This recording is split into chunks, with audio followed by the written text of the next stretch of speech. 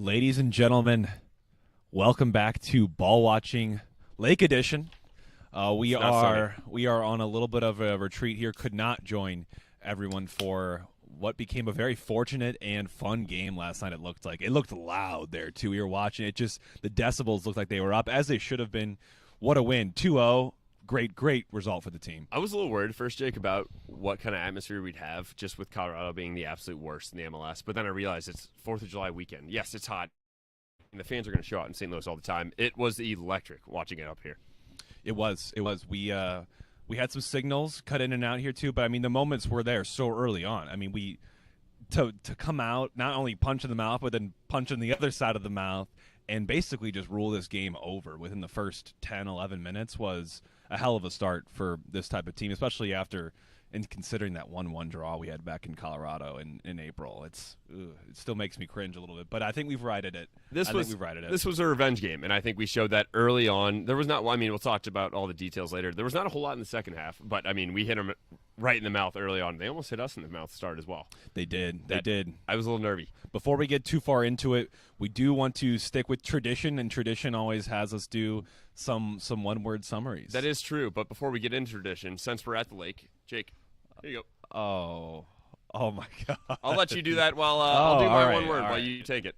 Yeah, he's gonna hate me for that. That was not a surprise.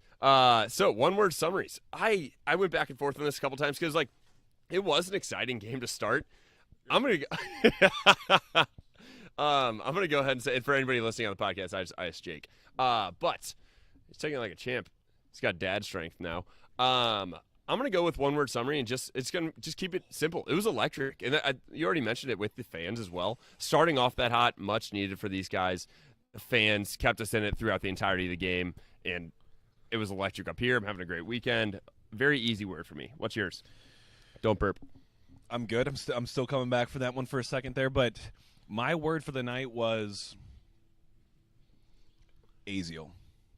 That man is such a beast. I wanted this so bad for him to come out on the scene this year after having such an incredible MLS Next Pro campaign last year, and the creativity and the skill that he brings to this team.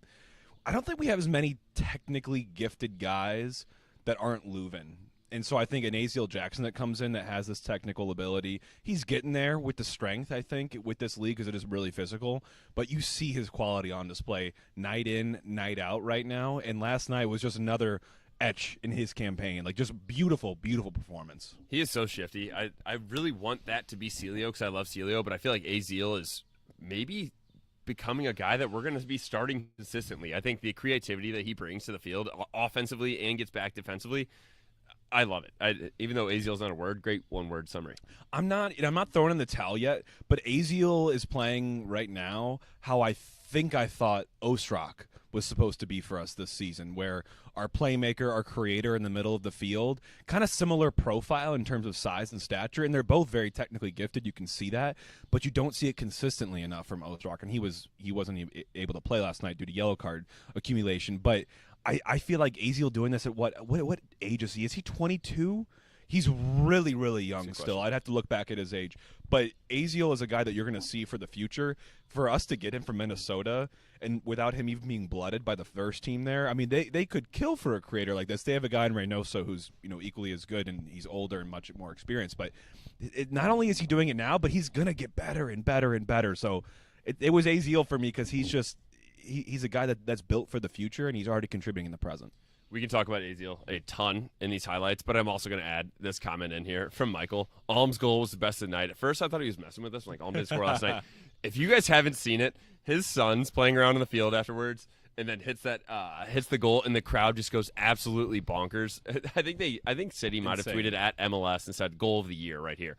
It was hilarious. And that's just what you love to see. The guys afterwards getting their families on the field and all the fans sticking around. So, yes, I would agree. Alm's goal, best of the night. It's the feel-good. It's the feel-good factor. When things are going well, you've got little toddlers getting on the field after the game with all the family and friends, sticking a goal in the back of the net with all the supporters and the Luligans still left over. That was awesome.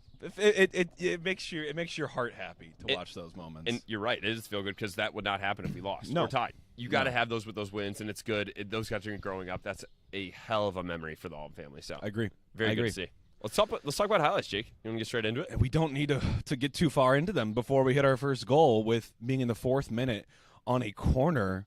I don't know what Robin Fraser and the tactic specialists for Colorado were thinking when they thought about how we approach set pieces, because Tim Parker was virtually left unmarked on a lovely set piece corner from Aziel Jackson, and he basically runs onto it.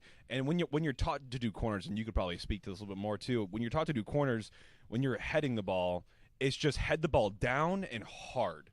And it's for a goalie to have that ball hit the ground, you have to time it a lot better. And so you're taught to head it down and as hard as you can, and sometimes a cross goal as well. So you're keeping the ball with momentum. You're keeping it going to the far post, and so that's exactly what Tim Parker did. He ran through it and just knotted it on to the far post. It was a great finish, and Colorado helped us out because when I first watched Jake, I looked at you, I'm like, were they doing a zone? Like, no, this guy was just marking horribly. I mean, Hebert set a little bit of a screen for Parker, got it down in a way. It was also weird to me that they had a guy on the near post, but not the far post. But either way, incredible finish. We made that the thumbnail for this YouTube.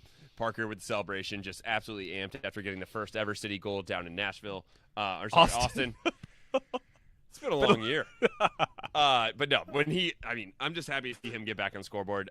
He deserves it. All-star, great finish. It was a great finish. And what a way to, within 4 minutes of the game, we said punch in the mouth. That's how this Colorado team is built on keeping games just alive until those dying seconds and trying to steal a tie or a result.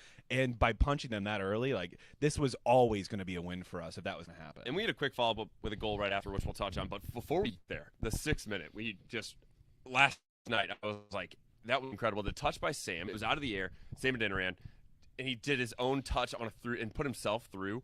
That man is an absolute horse. He's, I think it was 6'4", 200 pounds. It looks like Usain Bolt out there. That man was flying. Had a great touch, gets him in. Crosses it over, takes a touch, gets it into AZ. AZ gets a little bit tripped up by the defender, not going to be called a foul there.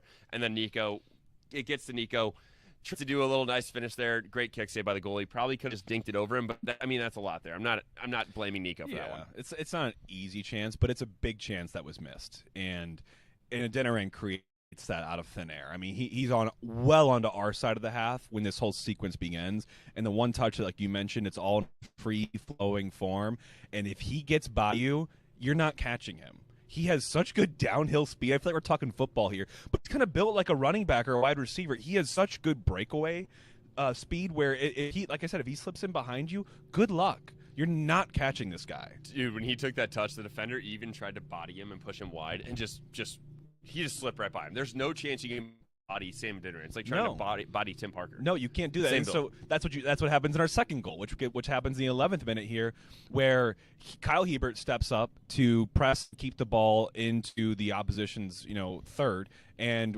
he makes a great step. Ball gets kind of caromed into almost going out of bounds on the end line, but guess who catches up to it?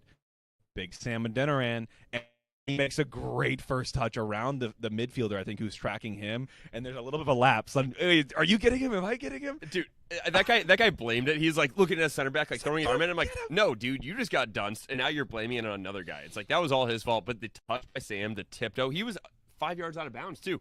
Kind of that reminds me of that Bale run from how many years ago where he goes completely out of bounds. Yeah. Sam did a great touch, laid it off to Stroud right there, and Stroud takes a touch and finishes with a nutmeg in between the defender and awesome puts us up 2-0 in the 11th minute. Awesome. I mean, I'm sure City Park was just erupting. I mean, 2 goals in 10 minutes is a hell of a way to start a game, and that was, to me, I mean, we were watching it, obviously, that felt like the nail in the coffin. Not that the game was over, but if you're a team like Colorado who has the least goals for per game per 90, it's not a good sign to be down 2-0 in the first 10 minutes. Dude, I felt we talked about it in the preview how bad they are at scoring, but they said it during the games. Colorado hasn't scored in the last 3 games. They haven't had a win in the last 8. These boys, Stan Kroenke, eat it. Yeah, falling on tough times. The Rapids are here. So otherwise, I think some smaller moments. In the first half, by the way, was I think one of our most complete halves where it was just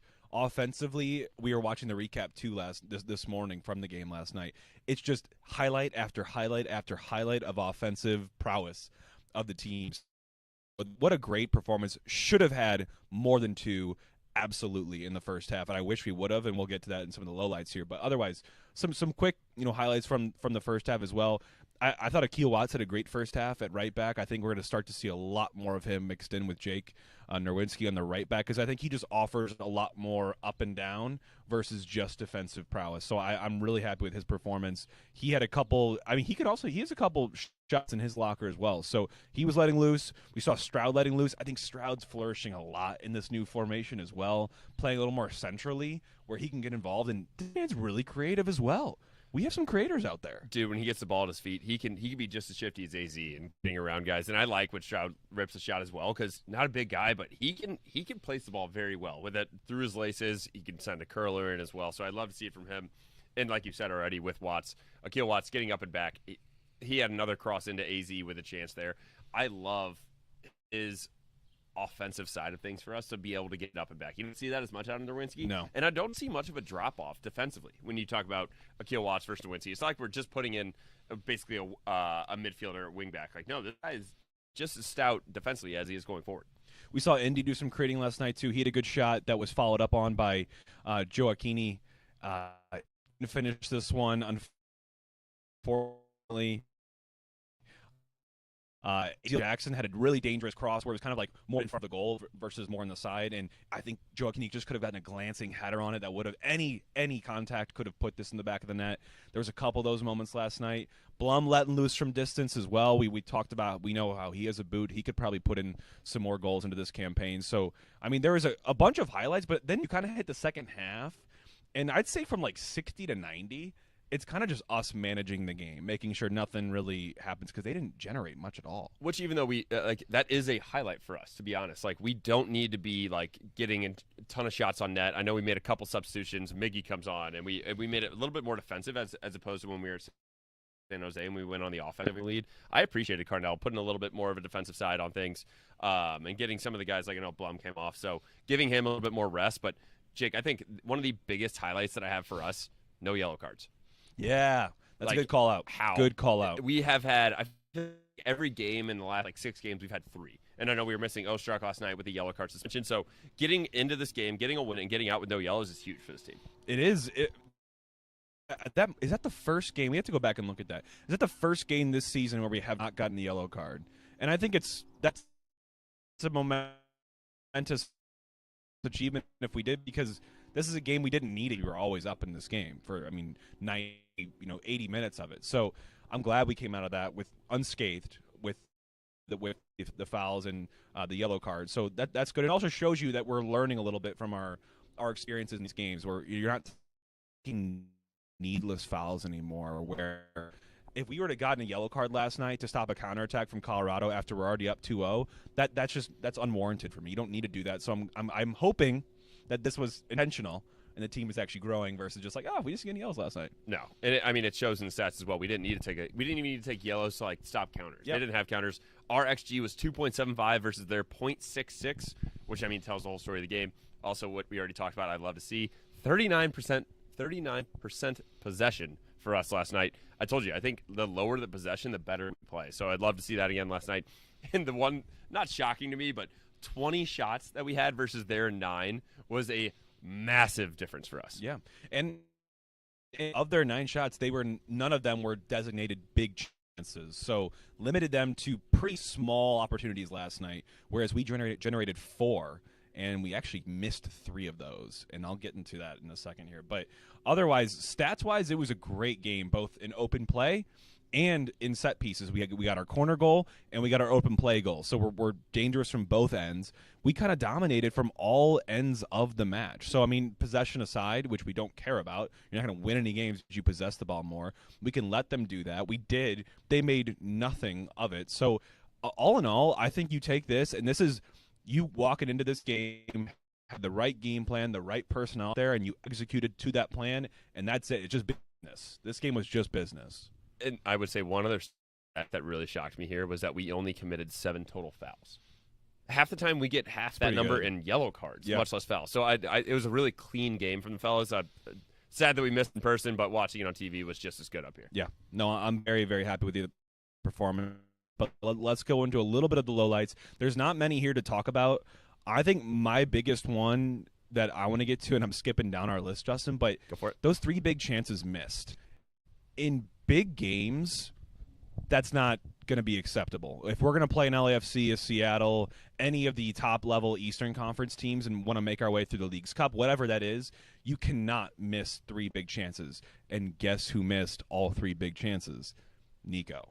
And this is a guy that you'd expect to not – at least one of those you'd expect for him to put away because he's been on such great form recently, up until the Adeniran game where they wanted to rest him and give Sam some minutes, which turned out phenomenally. Them together in this, you'd think that they'd be doing well. I'm glad he's finding the right positions and he's getting those 3 big chances. But with a chance of 0.55 expected goals, 0.53 expected goal, and 0.37 expected goals, you've got to put at least one of those away. A third goal puts this game out of reach. I would agree. I don't want to talk. We're not talking bad about Nico. I think Nico's had a tough job filling in for Klaus. Not filling in, but holding the team up top for that. Having Sam back takes a lot of load off of him, but we need to see him finish a little more. And we've talked about it. I think he does a lot off the ball and draws defenders with him, which opens space for other guys, but he needs to finish. And I completely agree. When you add that up, what is that? That's 1.5 goals expected. He needs to at least put one of those away. I couldn't agree more. I think the one especially that we talked about, that big touch turn by Sam gets him in. AZ gets tripped up. It's one-on-one with the goalie. You got to know how to finish that one. I think he pretty much shot it right at him. I mean, it's good save, but and that happened twice, right? There was that deflected shot that he ended up falling onto, hit it right at the goalie again. And so I don't want to harp hardly on here. But I just want to warn everyone, like, it's great that he's having those opportunities, but those you're going to need to convert at some point because not to say that this is what we're expecting from him, like, here to come. I don't want to harp too hardly on it, but I do want to say these are moments that will separate you from the rest of the pack eventually, so we need to capitalize on them now and just get used to that. So that's why we're talking about it right now. Otherwise, I think we could have had some better set-piece defending in moments. There was a corner kick save he had to make, and he had a great parry out wide, totally outstretched. Great save from him. We saw Heber get diced up in the first half a little bit, kind of get cut out of the play. I thought Roman had a quiet, strong game. Had a couple saves, did what he needed to do. Nothing outstanding, nothing acrobatic that we called on him to do because we limited Colorado's offense for the most part. But I thought it was a pretty solid defensive performance from the team. Not much I would take away from this as being overly worried about. No, so I don't think there's too many lowlights. I think you touched on Rome already. He only had 3 saves, but he made the saves he needed to make, obviously. Yep. I would say that the one low light was 22 seconds into the game where we let them in. I think the one thing I will say there, Josh, you need to cut that pass out. Gets him in 1-on-1, fine. Thank God. I don't even know what the guy's name was. I don't know what he's being paid, but Cabral. Cabral. Dude, he shot it with the outside of his right foot. Like, does he not have a left? You're starting forward in the MLS. He probably should have finished that. Great save from Rome there. Rome also had another save in the 60th minute. Just a nice, I think it was on a header on a corner possibly, and a parry out wide. I mean, he does not, when he makes saves, he never leaves a second chance rebound, which I love out of him. And he's making huge saves, and he always pushed them wide. So, yeah, he did what he needed to do. That's one of the things for the people that don't know goalkeepers well or don't know how they train is if you're not going to catch the ball, you've got to get enough on it, get it out of the danger zone. And you see a lot of goalkeepers, a lot of goals get scored because of rebounds, juicy rebounds that pop up and guys are willing to pounce on them. That save last night, it wasn't hit the hardest, but it was just out of reach enough where he couldn't firmly hold the ball. So he knows instead of trying to hold the ball and cough up a juicy rebound for someone, I'm just going to push this as far as I can away from danger. And he made a great save. That's a veteran save. A veteran goalkeeper just knows where to put the ball when you can't hold on to it. So a very smart save from him. Generally, for this game, I do want to talk briefly again about AZ. He was my man of the match. He had 14 duels, the most of anyone on the field last night. The most completed dribbles. We're not a dribbling team. So to have a dribbler that can go from end to end, 20, 30 yards, advance the ball with his foot on the ball, that's great. He had the assist in the corner kick. He's just so free flowing. I think the hair does it for me as well. It's just bouncing. Dude, we talked about it last game. Yeah, it's like who's that guy with the fro? It's like, yeah. Also, I have a question for you. Is there such thing as an uncompleted dribble? Yeah, I mean, just to get stopped. So completed dribbles are like when you didn't get the ball taken off. Thank you. Yeah, so I thought he's my man of the match. Other big performers from me, and I'm sure you'd agree here, is Big Sam. I think had another great game last night. He was a big cog in holding the ball up top, using his speed to create dangerous opportunities, running the channels. Stroud had a great game more centrally last night, which I loved a lot. Tim Parker obviously got the goal. It was great to see the big man stick it in there. And then Berkey just did his job. So those are the big performers for me last night, outside of Aziel, who was my man of the match. Man of the match, Tim Parker for me. Absolutely. Okay. Love the hair. That's good stuff. No, I love, in all seriousness, I think he's been playing well, and it shows. Quietly making the All-Star game. I know we put stories up and everything. Getting vote for Roman to be the captain. Yes. That would be absolutely huge. But Parker's going to be playing as well, and I think he's having a great season. It's one thing that, like, he's had a lot of different center backs with him. When you look at Hebert, we look at Bartlett, we look at Yarrow. So, like, he is our mainstay, and, like, there's a chemistry piece to that. So I think it's good to see that he's still an all-star with all of that, and he got himself another goal. So I love to see it out of him. He's my man of the match. I like it. I respect that. I respect that. Tim Parker, definitely the all-star that we haven't talked about as much, because he's been the one mainstay that's been in our back line throughout most of the entire season, just with rotating partners. And it's probably going to rotate again with Nilsson coming back in the next couple of weeks as well. It's gotta rotate with him. For everybody that hasn't been aware of that, I think Nilsson that's coming in is probably, correct me if I'm wrong, Jake, probably the most hyped player, probably the best player on paper of our team, because what he did not, he was doing World Cup qualifying with Sweden, correct? He was playing full 90s, and he would have been in Qatar. I mean, had it not been for them missing out on qualification. So I think in terms of a guy in his prime who can do it at a high level, he was just playing the Bundesliga last year. So is Edu, obviously, but we've seen how quality Edu is. Edu's a little bit younger, but I think Nilsson's 28, 29, so he's just in his peak of physical performance, and his years of experience have also caught up to him, so he has both going for him. I am so incredibly excited for what he's in this team, because he'll bring both that veteran experience, how to manage a game, when to pick your moments, and also he's going to be an incredible player for us. I think he has great distribution with his feet. He's a big guy, too. So between him and Parker, I mean, they'll be stealing lunch money out here. It's going to be fun. Dude, we're going to have a very good problem, like, who starts? We look at Hebert, Parker, Yarrow, Watts. You look at Nerwinski, you look at Johnny Nelson, you look at all these guys with Nielsen. You know for sure it's going to be Parker and Nielsen in the middle. And then, like, we're just going to be able to rotate guys, which is going to be an awesome problem. The center back core is unreal. Yeah, well, I mean, and Bartlett, like, we literally signed Bartlett in, like, what I would say for NBA turns, like a 10-day contract. And the guy's been playing out of his shorts. And Josh Yarrow has come about these last 2 games as well. So, I mean, the center back core is great. A great problem to have, because now you're seeing – and if you're thinking more as a business here too, we're not going to always have all these guys, but the fact that they're all playing meaningful games this season with some minimal experience under their belt, other scouts, other teams looking at this saying, this guy can play. And we got them at steals. Bartlett, Yarrow, Hebert are all on small contracts. And one of those guys is going to get rewarded and probably make a move at some point to find more regular minutes. But it's a good problem for us to have right now. No, I couldn't agree more. And you just want to touch on predictions and Grahammers? Predictions and Grahammers. You had quite a night. I'll let you start it off. You had quite a night. So, predicted 2-0 dub. Jake let me know that I guess you can do that in the City app as well and win something. So I should have done that. Did not do that. Yeah. Predicted the dub. Got that right. 2-0 spot on. City over 1.5. Hitting the 12th minute. Hope you guys cashed on that quickly. Money line -120. We re-hit it at even money before the game. I don't know, like, they saw our lineup and we thought we'd be worse. I'm confused by that. So hammered that as well, and then a little sprinkle on the shutout. I told you, dude, especially when they said in the game, like, Colorado hasn't scored in the past 3 games, and we already knew they only have 14 goals in 19 games. It was easy money, so I hope you guys cleaned up with us. Yeah, you should have. If you followed Justin, you definitely did. I predicted a 2-1 W. I thought it'd be a little bit closer, and I mean, it easily could have been 2-1 with that first minute opportunity that they had. But otherwise, I predicted also my bet was the second half having more goals than the first, which, watching that game, I don't think there was many, if any, opportunities for either team in the second half of substance. I think probably if we had 2.75 XG, I bet 2.5 of that came in the first. Well, I think you talked about it. How many? I mean, total shots second half. I think we had like 5 and they had 3. Yeah, and we had like 20 shots in total in the game. That's so like right. 5 sounds like a lot in one half, but like not comparatively speaking to the first half. Yeah. So unfortunate on the betting side, but I mean, we'll take the dub as always.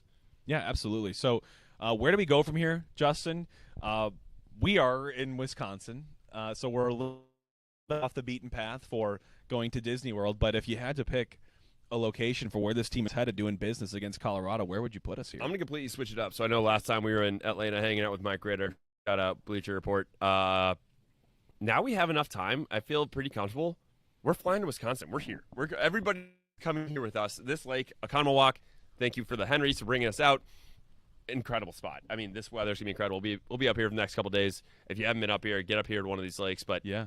I would say we have enough time now that we just chartered a private jet up here. We'll go back down to Florida soon. Yeah. I'm not worried about it. I like it. No, I like that approach. So Okachi is where everyone should come. But where do we go from here, Justin? I guess we have a couple minutes on here. Let's just talk about how we're feeling. So we're past halfway in the season.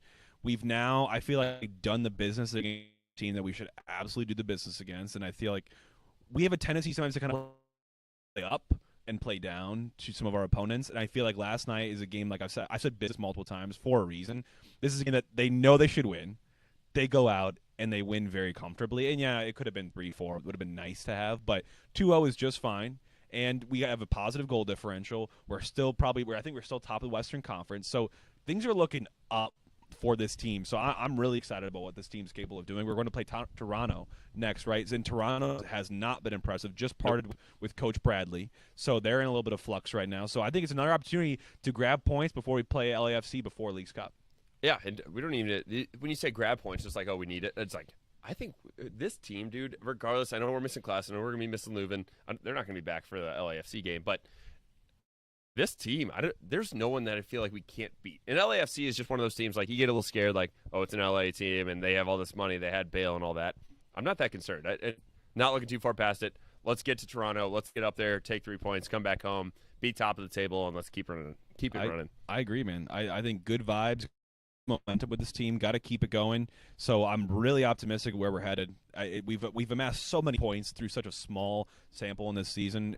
Anyone thinking we would have been here is crazy, but we are here. Believe it. We've earned it, and good things are coming, man. We have to keep this momentum sustained through Leagues Cup and through the rest of our campaign. So a lot of good vibes. Quick fun thing before we leave, Jake. If anybody wants to have a little debate with their family over the holiday weekend. I know we did this probably when we were up here last time. Who can do it faster?